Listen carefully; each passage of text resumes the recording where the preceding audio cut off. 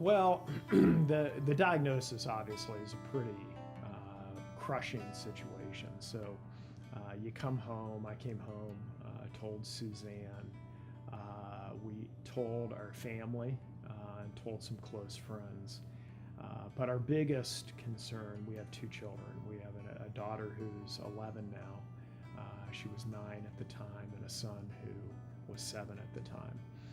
So one of our biggest concerns was telling them about the diagnosis. I think we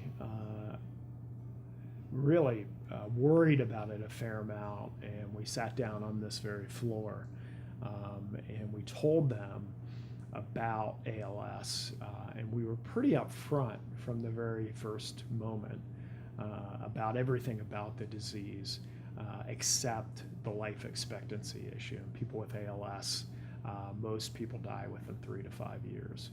So we talked about how, and I was able to show them my hand, and I was having some difficulty doing certain things, buttoning my right cuff with my left hand. But we talked about how I was experiencing these problems, and these problems were going to get worse, and we kind of gave it in the context of rallying the family. The other thing I think which was helpful was, at least for our son, who's a big baseball fan and kind of hero, at the age where you worship heroes, we kind of told him about Lou Gehrig and what a great special person Lou Gehrig was.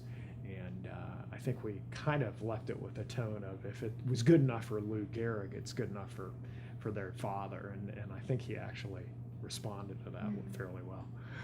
But the kids don't really have a sense of progression. They don't have a sense that this is going to keep getting more difficult for our family. They see his body changing. They're aware that he needs more help with now eating, dressing and undressing every day, walking around, climbing stairs, those sorts of things. So they're seeing it, but I don't think it's set in that it's going to continue, that this is a progression. And so even though we had that meeting with them and told them what was going on, we've had to continue to tell them and remind them and refer to the disease, and this is why we can't do something, or this is why we have to go slower, or this is why Dad needs rest. And we call it layering. That's the word we use. We sort of layering it on so that they remain familiar with this, that this is in our life and it's not going away. We're kind of managing the process. We want it to be a process versus an event, because if it's a process over time, we can bring them along in their understanding of the issues. The kids have asked a direct question. Our son in particular has asked, Lou Gehrig died from Lou Gehrig's disease. Is Dad going to die from Lou Gehrig's disease?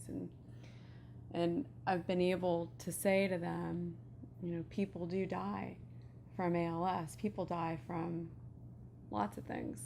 People die, in car accidents.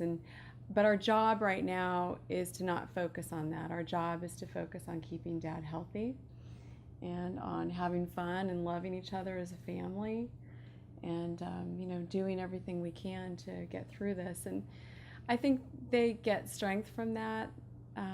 We really do. We don't want to lie to them, but we also want them to have courage. And on the courage front, when we first got this diagnosis, it was just as school was starting, in the typical school year activities of open house and parties and everyone coming together again. And I didn't want to go. I didn't want to go to those things. It was too new, and we weren't quite set in our direction yet. And this very wise woman said to me, your children are watching you. They're watching for how you behave and how you react, and your children will do and react to this the way you react to it. So if you behave with sadness or fear or anger or denial, they will. And if you react with courage and humor, which isn't always easy, and a plan, they will behave that way too. And that was really an important message for me to hear, us to hear Mm-hmm. early on.